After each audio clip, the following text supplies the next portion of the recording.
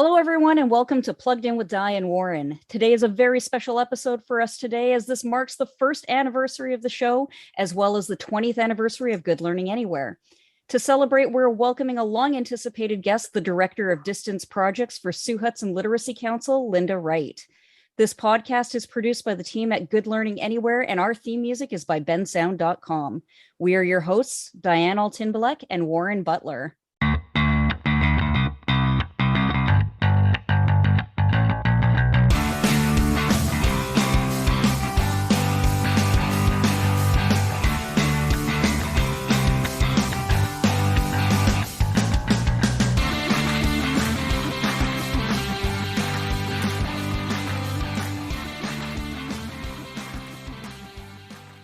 Hey, Warren, how are you doing? Hey, I'm good, Di. How are you? Great. Happy anniversary. Happy anniversary. Oh, I didn't get you a gift, though. I apologize. I didn't get you anything either. Okay. But this is amazing. Like a lot of podcasts, when people start a new podcast idea, apparently it's rare for them to get past 3 episodes. And here we are a year later doing this on a monthly basis. So I think that we deserve at least a little bit of a pat on the back for that. Yeah, no, I think it's been great. I think we've had some great guests, and I know we've got a long list of upcoming guests that we'd like to have on the podcast. So it's, I think it's going quite strong. It is. And our last couple of episodes, we've actually got some pretty quick jumps in our viewership as well. Well, I guess our listenership because we're audio. But, you know, like our analytics are going strong. We're still reaching people on a consistent basis over in Germany. I don't know what that's about, but I'm really, really happy to have them listening. So big shout out to all of our international friends. Yeah, so I'm super, super excited about this. We've had some amazing guests, as we said. I've been really, really excited to meet and talk to these people, and I'm really, really excited to see where this goes in the next year too. Yeah, I think it's been inspiring. We've seen a couple other programs starting up their own podcasts, so I think it's gained some traction. I know some friends outside of work that now have an interest in podcasting, and they're interested in starting their own as well. So it's just kind of neat to see how it's taken off, even just outside of, our field and the discussions that we usually have, which is nice. Yeah, I'm actually in the preparatory stages for starting a personal podcast of my own too, because I did not know when we started this thing that this was going to become a passion for me. So now I just want to keep on creating more content, and I also, want to keep on encouraging people to get their voices heard and so forth. So if you know anybody that wants a podcast and doesn't know where to start, refer them to Good Learning Anywhere, because we do have a course for that. No, absolutely. Absolutely. Yeah. So another very, very exciting thing is our guest today. So we've been trying to pin her down for a little while, and she is a very, very busy woman. So I'm really excited she was able to carve out some time to be here with us today. So I'd like to introduce to our listeners, Linda Wright. Hi, Linda.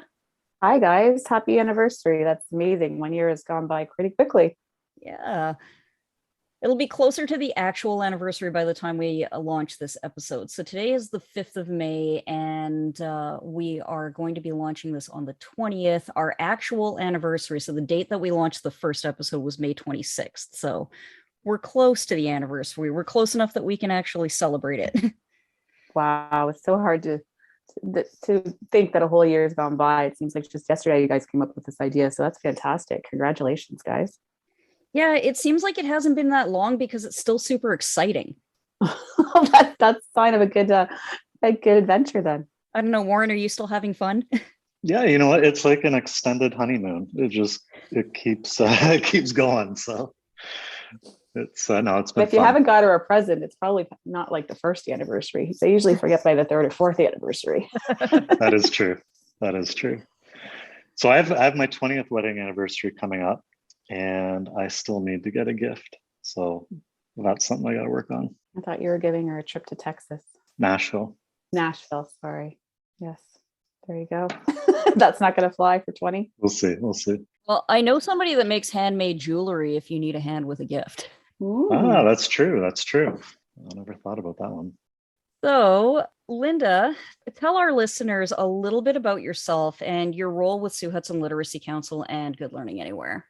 Well, my name's Linda Wright, and I am the Director of Distance Projects here at Sue Hudson Literacy Council, which also operates the Good Learning Anywhere program. So we're funded by the Ministry of Labor, Training, and Skills Development. And we deliver the Literacy and Basic Skills program for eChannel with a focus on the Indigenous stream. So we're the lead for that. So we try to work with Indigenous communities, partners, and learners to really identify their needs and tweak our program, not only our curriculum, but our model to meet those needs. So my role here is to just kind of say jack of all trades, master of none, support all aspects of our program. But I kind of focus on really kind of developing new partnerships and projects and opportunities for us to continue to grow and move GLA forward. That's awesome. So a lot of the time when we talk about Good Learning Anywhere, we'll talk about both Sue Hudson Literacy Council and Good Learning Anywhere. That's because Good Learning Anywhere is a project under the SHLC umbrella. Can you tell us a bit about how GLA got started? So Sue Hudson Literacy Council has existed in Sioux Lookout for 30 years now, 31 years, I guess. And they've always had a learning center there, an on-site learning center. And so back in the early 2000s, our executive director, John Baum, was here, and Michelle Eady, now Dr. Michelle Eady, who's an associate professor at the University of Wollongong in Australia. They were part of a project through Alpha Plus that basically wanted to kind of research whether or not people could learn at a distance. And it really, when the project started, it was photocopying a bunch of books and taking them down to the float plane and then sending them up to the communities. And I have to ask John, I don't remember the communities that were involved in them. I think Kanjika might have been one of them, but they would send the books up and then Michelle would get on the phone and call them and talk to them and work that way. But the ministry at that point had purchased a program called Centra, and it was used, they purchased it so that they could hold meetings with their stakeholders. But Michelle kind of got into the thing of, well, if we use it for meetings, why can't I use it to meet with our learners in the communities? And so she started teaching using Centra back then, which when you think of it now and how many people in the last 2 years have just jumped onto the idea of online learning and that you can have meetings in Zoom and that type of stuff, it was really before its time because we were reaching the communities and she was teaching programs. And so that was kind of the early 2000s. And then from then the project ended, and it was like a year-to-year advocacy for Sue Hudson Literacy Council, as we were going to bat every year and talking to the ministry. And every year we come up with the numbers. And I think like our first year, it was like 40 learners. And then it was like 60 learners the next year. And we would continue to work with our clients, but it was always interesting because it was never guaranteed. It was always under project funding for many, many years. And it was never guaranteed that we continue. So there were a few years that we would work with clients for a few months without ever knowing if we were going to get the funds. We maybe in August, they'd say, oh yeah, here guys, yeah, here's some money, continue your program, you're doing a great job. And so that went on for a number of years. And it really was focused back then on, we did some pre-GED and we did grammar and those types of things.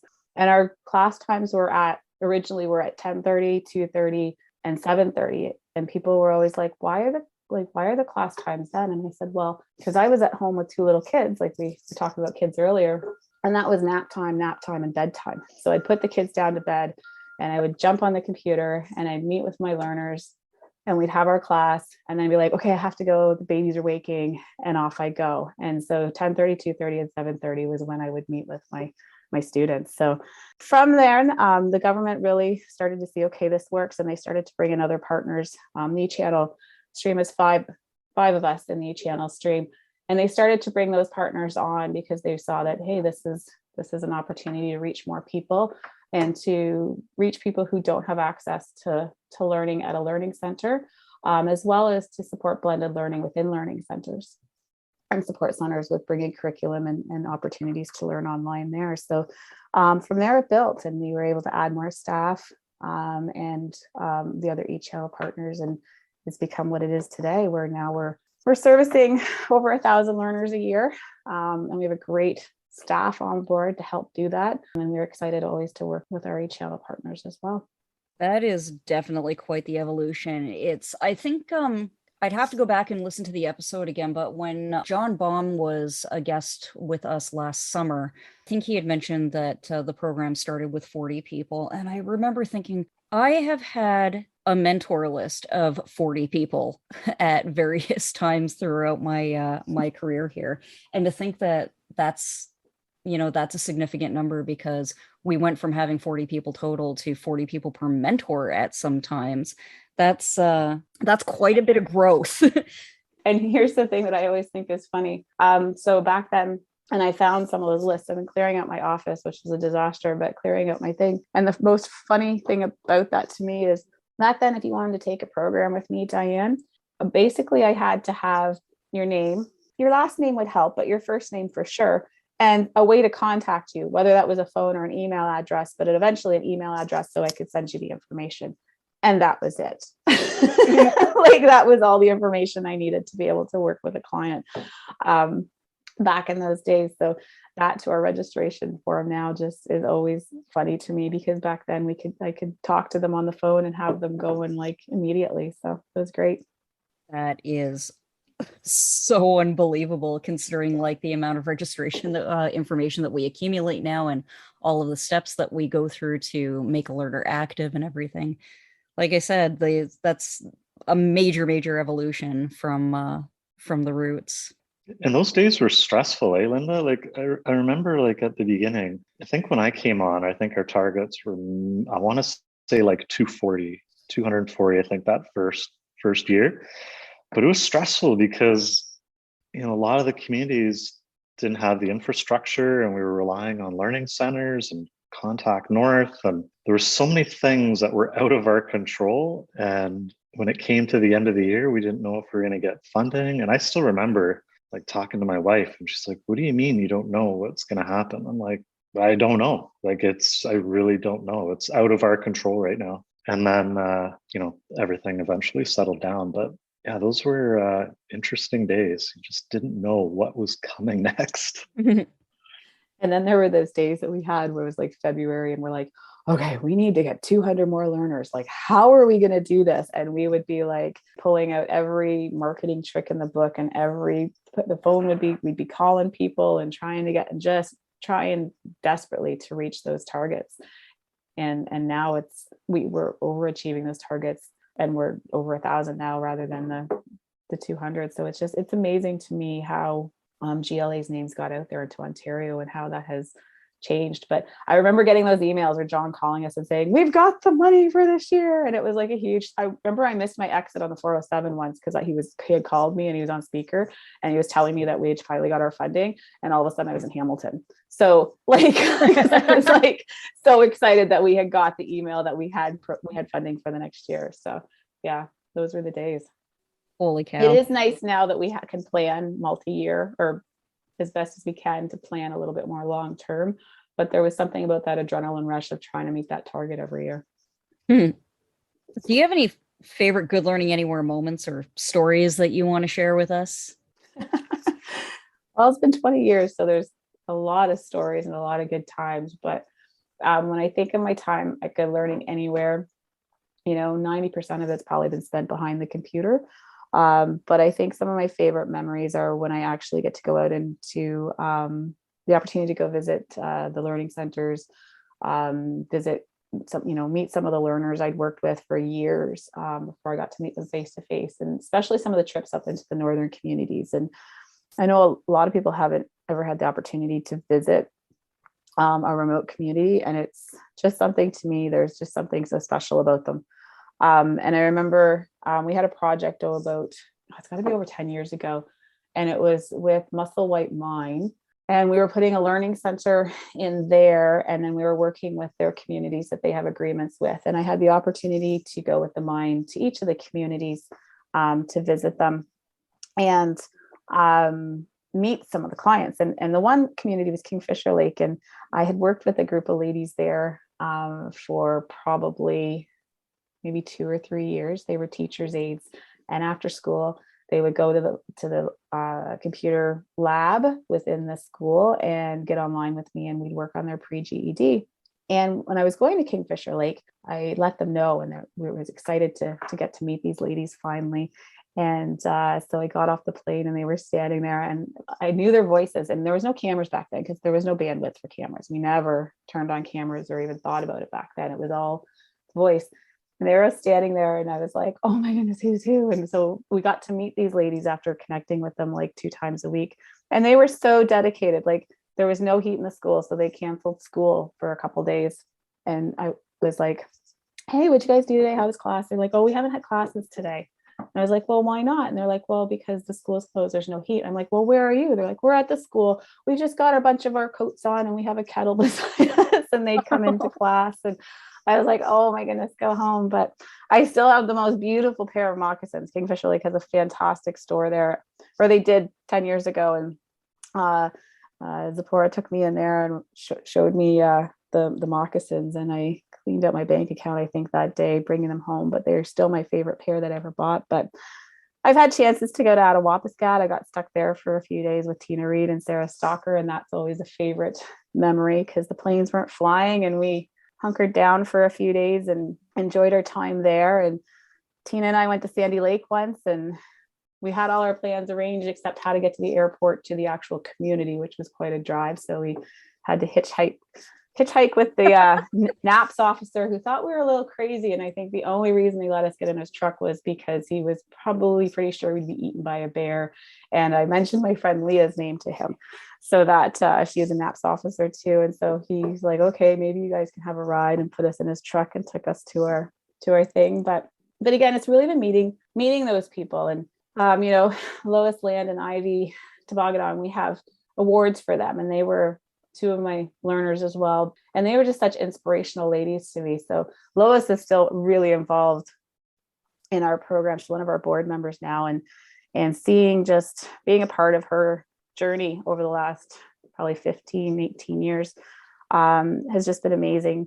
And the time I got to travel to Wasaakasing to visit Ivy and let her know about the award and present it to her and meet her mom, which was special. Her mom got to be there, passed away a few years later. But those times are just really important because you just realize that the work that we do, or the impact that we have on people's lives, that we get to be a part of this, or trying to achieve something positive, and we get to be there. And when you get to meet them, it's just something really special about getting to meet them and being a part of their lives, which is really cool, and not just through the computer screen. So, but probably one of the all-time hits, getting together colleagues is always great, but the time that Warren and I decided to get together and go sit in on this awards ceremony, because we had nothing better to do, and then we grabbed lunch and talk or whatever, and we ended up walking away with an award, which neither of us had expected with the ministry.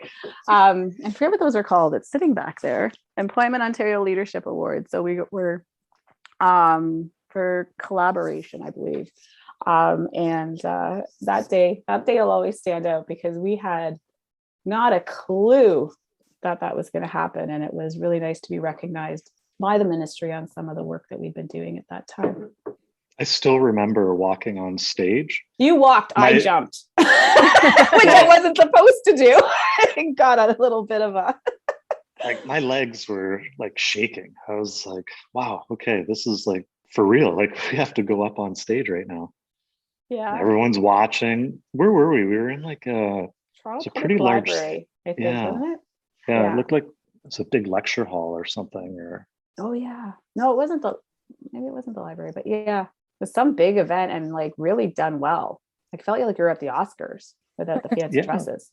Yeah, I remember all the food and snacks, and I was like, wow, this is impressive. And I remember we were outside, there was a balcony. I remember everyone was out on the balcony and hanging out and just meeting a lot of people. And anyways, yeah, I remember that day crystal clear. Yeah. That's a once in a lifetime, I think. But yeah, that was pretty exciting too, and nice to be recognized, because at that time too, like, I still don't think many people knew our names or who we were, but that was really nice to be recognized for that. Amazing. So another question here. What do you credit for Good Learning Anywhere's longevity. Like we're coming up on 20 years this fiscal, and like many of our staff have been here for a long time. My 10th anniversary is coming up this December. That means that Clara is going to be here for 10 years as well because we're hired the same day. You know, there's some people that have more than 5 years in now. Like this is a job where I hear from other agencies and so forth that they have a bit more turnover than we do. Like we actually have quite a few long-standing team members. We've got some programs that have actually survived for a really long time. So I'm just kind of curious, what you think the reasons are for that. Well, I think to me, there's two main reasons. And you hit on the first one, is that aspect of, we're people centric. LBS in general is learner centric, right? It's all around the learner and how do we make the best decisions for them. But I think at GLA and the culture that John has really encouraged over the years is, people centric, is that aspect of family first and how do we take care of our staff. And I think we've all had opportunities while we've been with GLA where we didn't have to decide between our job and being somewhere we really needed to be with family, or a situation we really needed to deal with, and we've never had to make that choice. And we've got to go to our kids' games, or we've got to take our parents to appointments, or we've got to take that opportunity that came up. And it doesn't mean that we're not missing things because we have class to teach today. Like, I'm sorry, I can't do that today, I have class to teach. Or that we're not putting in extra hours at night because the next morning we're going to go and volunteer in our kids' class or something. Like it's not that we're not putting in the work, but it's the fact that I think GLA is always really, or Sue Hudson Literacy Council has always really tried to put people first, and that the work will be here and we're going to get the work done. But it's the fact that we recognize that the staff are important. And we are lucky to have some of the best staff. I'm very biased, but I think we've got some of the best staff, and the talent that they bring and the passion that they bring to learning is really important. And it kind of leads into the second point, is that aspect of flexibility. So that flexibility, I think, is important, and not only with our time, but also that we aren't afraid to try things and fail at GLA, right? We aren't willing to take the calculated risks, but risks, and try new projects and try new platforms and things like podcasts, right? We're allowing the staff to get in and try new things and bring, again, their strengths to that. And if we fail, it's, what is that? First attempt in learning, right? Is whenever we try something, it's not that maybe we failed, it's what we learned, and we bring that to the next project. That's really, I think, one of the keys to GLA, is just continuing to go out there and look at challenges and look at needs out there, and then try to really see what we can do to meet those needs by being flexible, because I think that's really been a key. John likes to use the word nimble, which is also a good analogy for it, in the aspect of being able to quickly pivot, a really overused word, but to kind of meet whatever challenges is in front of us. So I think that's been really important. So I'd say those are kind of the two big things that have really helped us over the years and kept us around. Awesome. So what are we going to do to celebrate? We keep talking about this 20th anniversary. Yep. I think we definitely are going to try to get the staff together. It's been a couple of years since we've had a session together, so that'll be exciting to see everybody. But I don't know.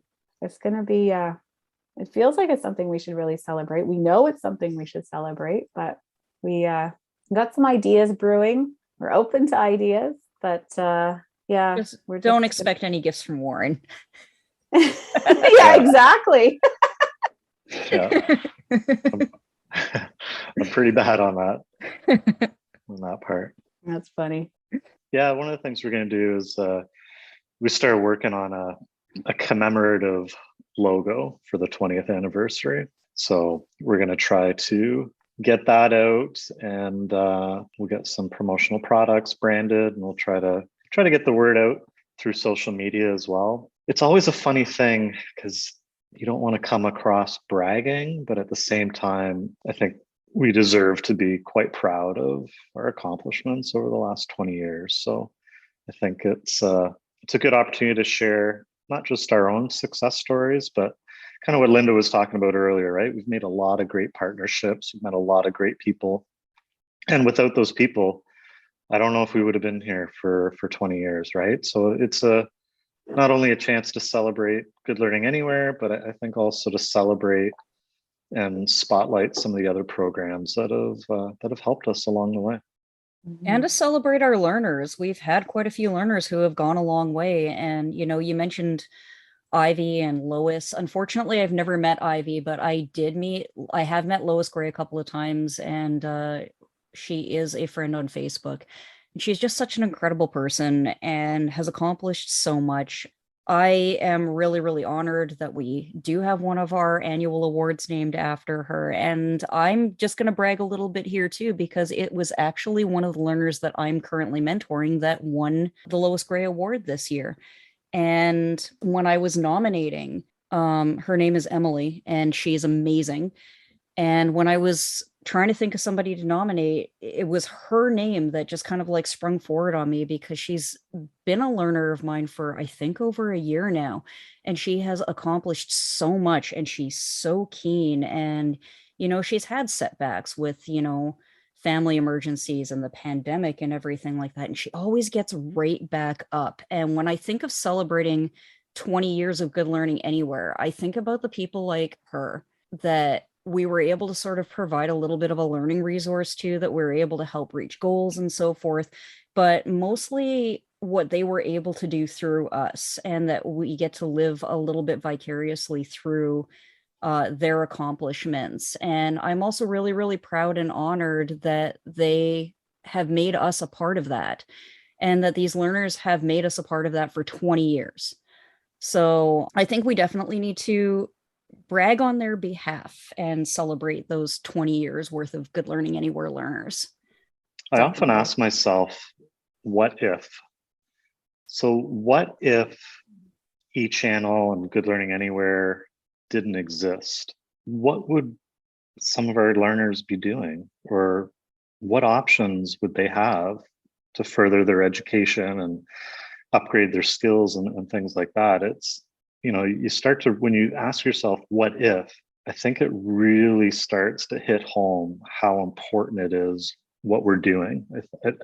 And, we have a lot of clients that kind of come through the program, and we don't always know everything about them. So we don't always have a true understanding of the overall impact that we're having on their lives. But what if we weren't doing this, I don't know what options they would have. We had a meeting yesterday with, you make a great point, because I believe that if someone's determined to do it, they will find a way no matter what, right? But I think the important is that what if for you. And I had a meeting with Gail Cook yesterday, and she said a great thing about Good Learning Anywhere is that what she really likes about us is that we're like the match, right? So there's a little bit of a desire in someone, and they might want to do it, or maybe they're just being introduced to online learning or learning in general as an adult. And we're that match that lights the flame oftentimes, and then they move into the path that they're supposed to be. So, I think that's important, is what if we weren't there to light that match, right? And what would their path be? And I think it's a great question, is that what if, right? So we're happy to be that flame for a lot of people and just start to ignite that passion. And I think that's what GLA does so well, is tries to engage learners and show them opportunities, and just start to peek that door open a little bit to see, what could the future look like if, right? So I'm just so really proud of everybody and the work that we do here. I think that one of the big things that we offer, one of my favorite things about this program, is that we offer learning and goal planning on people's own terms. Like you said, we're people centric. And like when Maureen says, I often think about what if, I actually do know a couple of those what if scenarios. I was a high school dropout. I did not do well in the traditional high school environment. It really, really messed with my mental health, and I wasn't well because of it. And I dropped out at the end of grade 11, and I did my grade 12 through ILC. So it was the Independent Learning Center, which was the provincially recognized accredited high school correspondence program. And if it wasn't for my ability to gain some credits that way and continue my learning on my own terms, I might not have gone to college. I might not have gone to university. I definitely wouldn't have a master's degree, and I probably would not be working with good learning anywhere. So when I think about how derailed and how different my life would look, how I would have been extremely lacking in opportunities, I can kind of attribute that to those what ifs with Good Learning Anywhere, because we provide learning at a distance. We provide skills building for adults at a different level. We provide resources that might not otherwise be available. And we do allow people to have more autonomy over their learning. So, there's a lot to be said about the difference in opportunity and so forth. And the flexibility, their ability to overcome the adversity of their life and so forth too. And there's going to be like a lot of variation in those situations. There's going to be people like me. There's going to be people who struggle with traditional learning models because of disabilities or neurodivergence and so forth. There's going to be people who are overcoming health issues and addiction and so forth. So they're not all going to look like me, but the thing that they're going to have in common is they may be lacking for resources and guidance. And it's one of the things that made me really, really impassioned about the opportunity to work here and to continue working here was because I had the opportunity to help provide and guide for people that I kind of saw myself in a little bit. And again, I think that that's a really, really good reason to celebrate everything that we've done for 20 years. Absolutely. So we've been here chatting for a little while, and we've kind of come to the point in the podcast where I like to give us an opportunity to talk about our final thoughts for the day. Linda, did you have anything that you wanted to add that we didn't cover in our questions? No, I think I just want to really thank you guys. I think this podcast is a really exciting thing. And when I go into meetings with some of our partners and stuff, they're really talking about that. I know ONLC was talking to them and the Turtles Back Publishing that you did the other week, that they were really excited about that and are exploring perhaps a podcast themselves now, which is fantastic. And I think it's really exciting what you guys are doing and the guests that you have brought on here. So I wish you guys all the best of luck for the next year. And thanks for having me on. Well, thank you. Warren, final thoughts, shout outs? Yeah, I'm just excited for what's next. It's, we've been doing this for 20 years and, obviously we're extremely busy and there's a lot of projects. We have a lot of different initiatives on the go right now. It's an extremely busy time, but a very exciting time. And I think with our experience, we kind of know early on what's going to work and what's not going to work. And I think that's going to be really exciting as we move forward. There's lots of opportunities coming down the way. And as soon as we have those projects and initiatives finalized, we'll let everyone know and we'll try to spread the good news. Awesome. So are there any courses that you want to bump for this week before we do our little goodbye? Well, Monday, June the 6th, we have our sharing circle coming up with Classic Roots. And that's one I'm really looking forward to. Diane and I met with Joshua from Classic Roots online, and first impressions with him, very positive individual, lots of different experience that he's got with his music profession. And he just seemed, first impression, just seemed like a really good role model. So I'm excited to hear what he has to say at our sharing circle. So it's Monday, June the 6th. It's going to be a live session in Zoom at 10:30 Eastern time in the morning. So that's certainly something I'm looking forward to.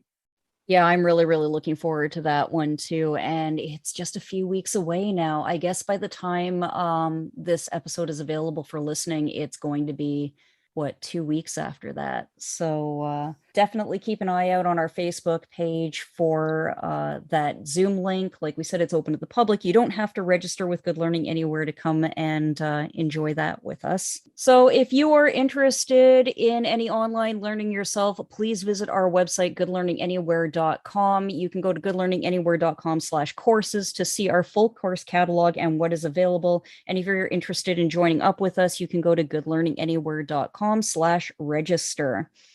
So thank you very much, Linda, for joining us. This was a really, really great chat. We were very excited to have you on, and we hope that you'll join us again in the future. And remember to like and follow us on Facebook, everybody. Stay up to date on all of our news and when our new episodes are going to be coming out. And also give us a favorite on your favorite podcast streaming platform. And by the time this episode makes it online, it is going to be May long weekend coming up after that. So we hope that everybody stays safe and happy and is responsible with their fun. Have a good one, everybody.